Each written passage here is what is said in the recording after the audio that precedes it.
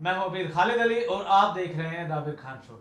आज हमारे साथ बात करने के लिए मौजूद है एक ऐसा शख्स जो कि चर्चा में ना रहने के बाद भी चर्चा में बना रहता है, जिसने इतना बड़ा काम तो नहीं किया है मगर ऐसे कुछ कार्य उन्होंने किए हैं जो पर्दे के पीछे होने के बावजूद भी उन्हें चर्चा में ले आते हैं।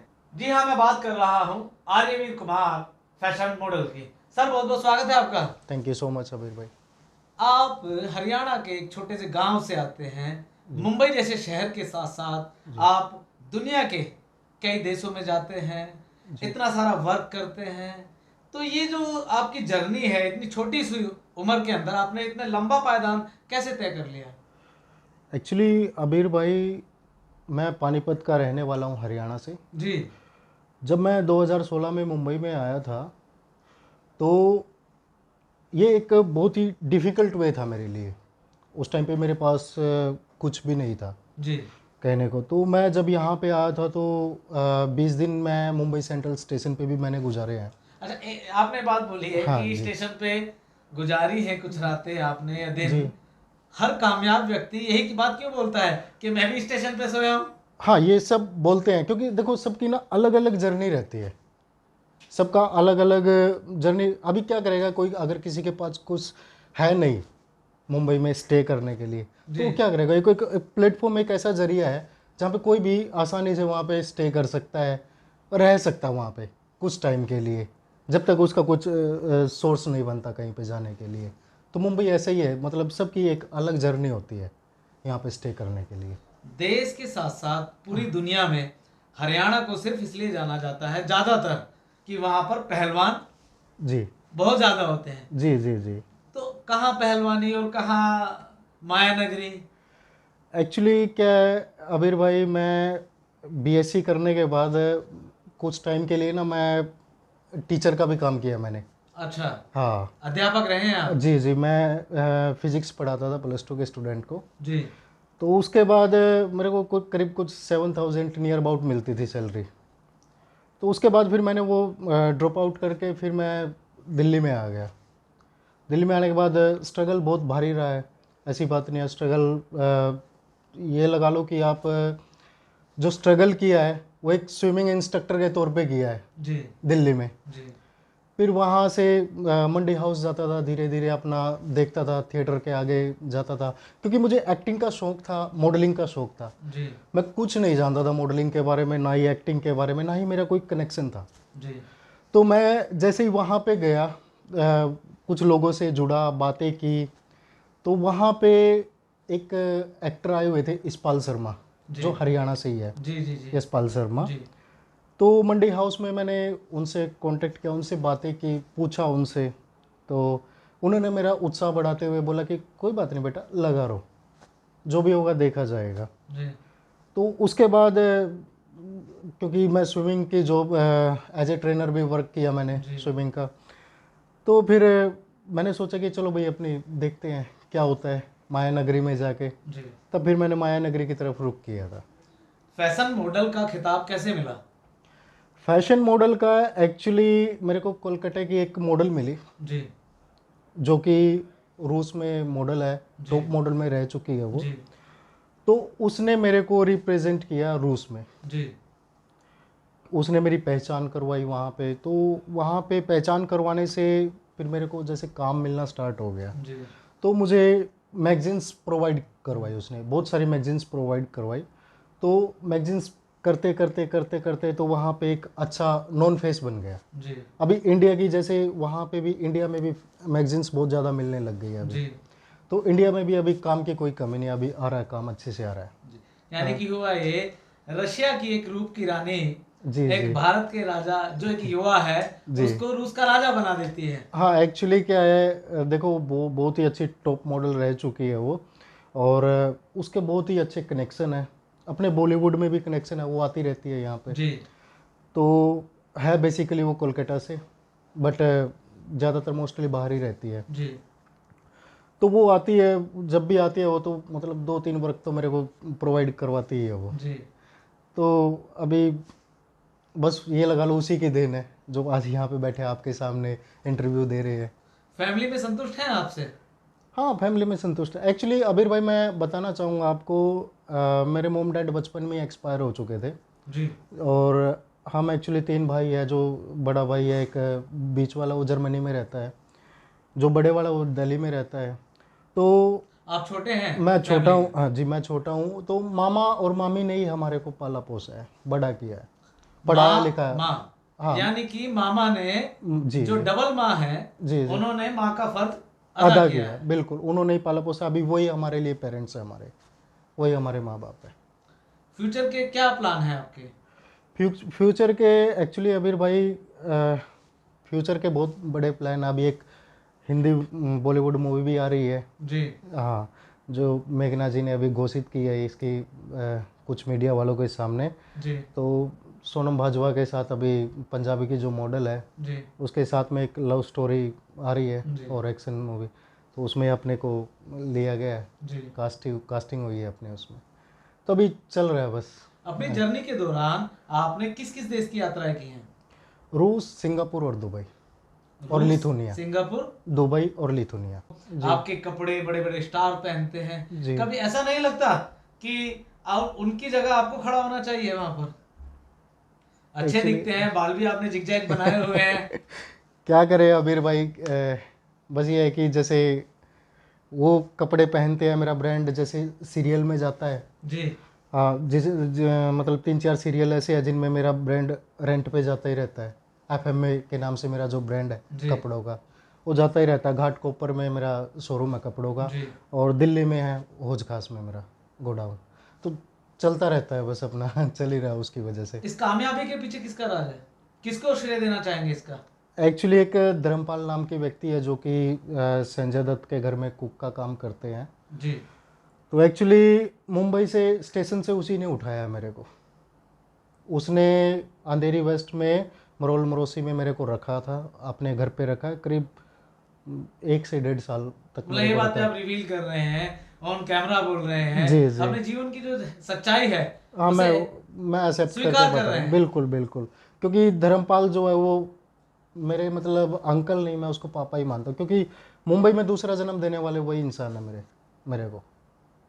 तो मैं उसको बहुत बहुत बड़ा मानता हूँ। मतलब ये मान लो कि जहाँ पे वो इंसान मुझे मिल जाता है, मैं चरण स्पर्श करके ही आगे काम स्टार्ट करता हूँ, आप शुरुआत युवा करता हूँ। हैं, लेकिन आजकल जो चीजें देखी जाती हैं, शॉर्टकट जो होता है, हाँ हर किसी को एक कम समय में कामयाबी चाहिए। बिल्कुल आपको बिल्कुल। नहीं लगा कि यार कुछ ना कुछ एकदम से फटाक दे निकल लेना चाहिए? आप 2016 में मुंबई में आए और 2022 चल रहा है, हम 2022 के एंड की तरफ जा रहे हैं। बिल्कुल आपने स्ट्रगल भी किया, अपने आप को स्टेब्लिश भी कर लिया, लेकिन जी। आजकल के युवा आते हैं, अच्छा दिखते हैं, उनको लगता है कि बस तुम्हें शाहरुख खान, सलमान खान, अक्षय कुमार बन गए हो एक्चुअली और अभी फटाक से कोई आएगा और तुम्हें साइन कर लेगा, अगले दिन से तुम्हारी किस्मत बदल जानी है। हाँ, ये बहुत लोग सोच के आते हैं ऐसा, पर ऐसा होता नहीं है। देखो अबीर भाई, मैं यही बोलूँगा कि मेहनत 2 प्रकार की होती है। एक आप फिजिकली वर्क कर रहे हो जैसे लेबर वर्क करती है, जी। और एक आप स्मार्ट वर्क के साथ चल रहे हो जैसे 5% ही लोग दुनिया के करते हैं, जी। जो सबको वर्क देते हैं। जी। तो मैं उस फिजिकली में ना जाके, क्योंकि देखो गुजरना हमारे को फिजिकली से होकर ही पड़ता है। जी। हम पहले फिजिकली वर्क करेंगे तब जाके हम स्मार्ट वर्क की तरफ बढ़ेंगे। तो ऐसा मेहनत 2 प्रकार की होती है। ये बहुत सारे लोग सोच के आते हैं ऐसा कि हम मुंबई आएंगे और मुंबई आने के बाद हमारे को फटाक से काम मिल जाएगा। जी। लेकिन ऐसा नहीं होता, ना ही फैशन इंडस्ट्री में ऐसा होता है, ना ही बॉलीवुड में ऐसा होता है। अब मेरे को यहाँ पे 6 साल हो गए हैं। 6 साल में मैं बहुत सारे हीरो हीरोइन मेरे को बाई नेम से जानते हैं। जी। हाँ, कहीं कहीं पे आप जैसे एफएम में बोल दोगे तो वो तुरंत पहचान जाएंगे। अब एक ये शॉर्ट नेम ऐसा बन चुका है कि बस चल ही रहा है। भगवान के गॉड गिफ्टेड हूँ कि ये नाम मेरे को मीडिया की तरफ से दिया गया है। आजकल इंडस्ट्री के साथ साथ हाँ हर वर्ग में एक चीज बहुत ज्यादा प्रचलित है, हाँ बॉयकॉट। कितना हाँ। समर्थन करते हैं उसका? एक्चुअली अबीर भाई, ये जो चीज़ें हैं ना, देखो लोग ना समझते नहीं है। देखो हर कोई अपना काम करता है, जी। और बायकॉट एक फिल्म जो बनती है ना, उसमें बहुत लोगों की मेहनत होती है, बहुत जी। ही लोगों की मेहनत होती है जी। उसमें। क्रू का जो काम होता है, क्रू भी काम करता है उसमें। आप सिर्फ एक फेस को लेके आप किसी को बायकॉट नहीं कर जी। सकते। वो चीज़ें बहुत गलत है।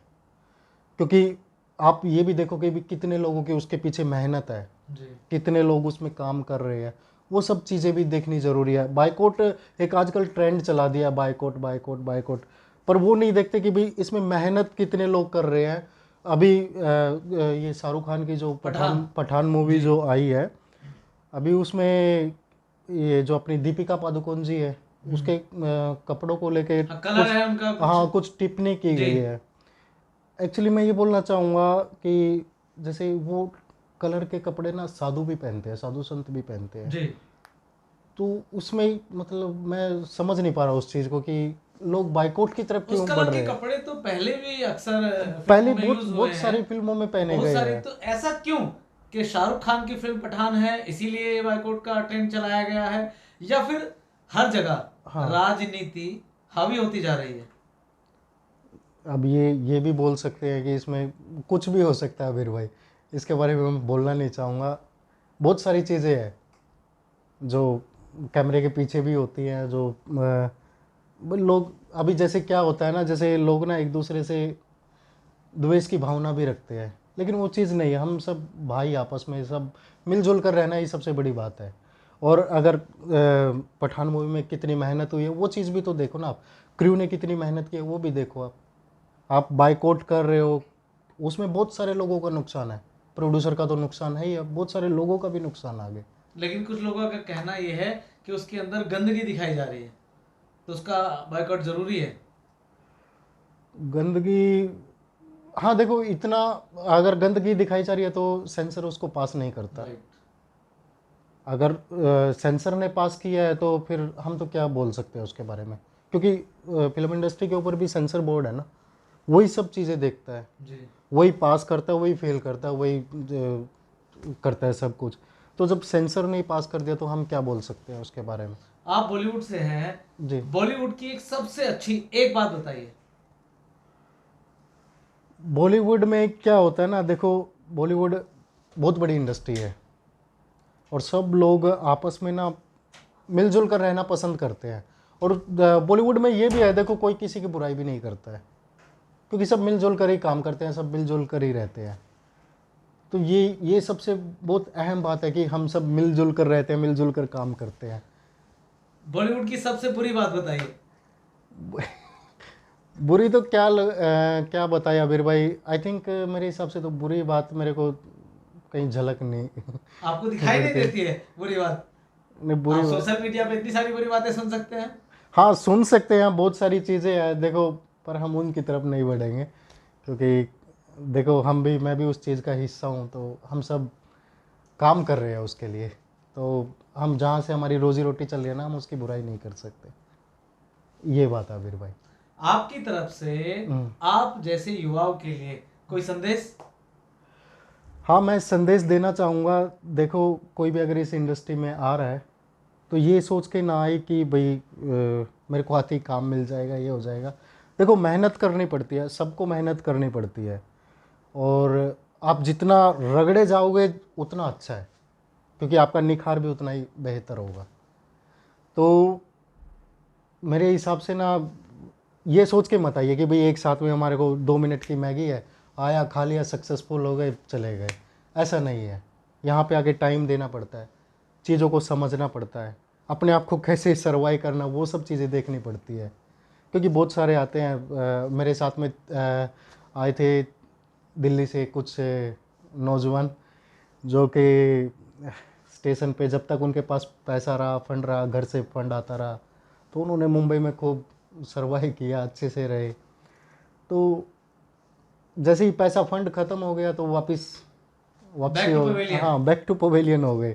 और अभी मेरे को बोलते हैं कि कुछ काम करवाओ, हमारा ये करवाओ। देखो, हर चीज़ में ना टाइम देना पड़ता है। अब मैं यहाँ पे भी आया हूँ, एक मेरा दोस्त है, मैं उसके बारे में बताना चाहूँगा वीर भाई। जी एक राहुल सोनी नाम का मेरा दोस्त है, जी। मुंबई में सबसे पहला फ्रेंड भी मेरा वही है। और जब हम साथ में आए थे ना, तो साथ में ही हम लोगों ने स्ट्रगल किया, लेकिन कुछ होते हैं ना चमचे लोग जो होते हैं, तो वो लोग बीच में आने से ना हमारा रिलेशन बिगाड़ दिया उन लोगों ने। मैं हालांकि अभी भी उसको फ़ोन कर लेता हूँ, but he didn't pick up the call. जी। वो पिकअप नहीं करता है कॉल को। मैं अभी 2-3 बार उसको, एक्चुअली मैं एक मूवी को प्रोड्यूस कर रहा हूँ बेसमेंट नाम से, जी हॉरर प्रोजेक्ट है। तो मैंने उसको कम से कम 10 बार कॉल की, जी भाई तू आ जा, काम कर इसमें, जी अपना ही प्रोडक्शन, अपने ही हम काम करेंगे इसमें जी मिलकर।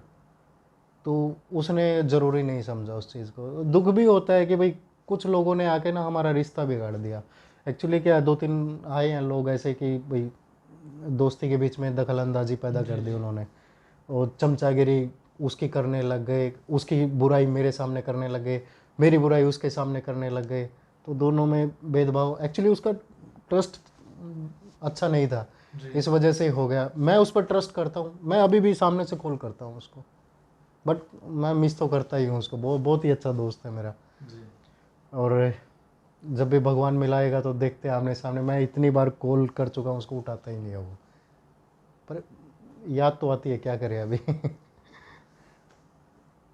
कितनी अच्छी बात कही है कि अगर आपको कामयाब होना है तो आपको मेहनत का ही रास्ता अपनाना पड़ेगा।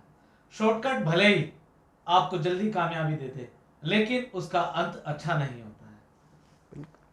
आप अच्छे और बुरे में फर्क करना समझें, और जिनके बारे में इन्होंने एक खास दोस्त के बारे में बताया है, अगर वो इसको देखें तो वो भी फील करें एक बार कि दोस्ती हमेशा भरोसे पे टिकी होती है। दोस्ती का रिश्ता वो रिश्ता होता है जिसे माँ बाप भाई बहन नहीं चुनते हैं। ये रिश्ता इंसान अपने दिल से बनाता है। तो दिल से बनाया हुआ रिश्ते को सिर्फ और सिर्फ दिल से देखें, ना कि दिमाग से। तो ये थे हमारे साथ फैशन मॉडल आर्यवीर कुमार। अगली बार ऐसे ही किसी सक्सेसफुल इंसान से आपकी बातें कराएंगे। बने रहिए मेरे साथ, देखते रहिए दाविर खान शो। जय हिंद।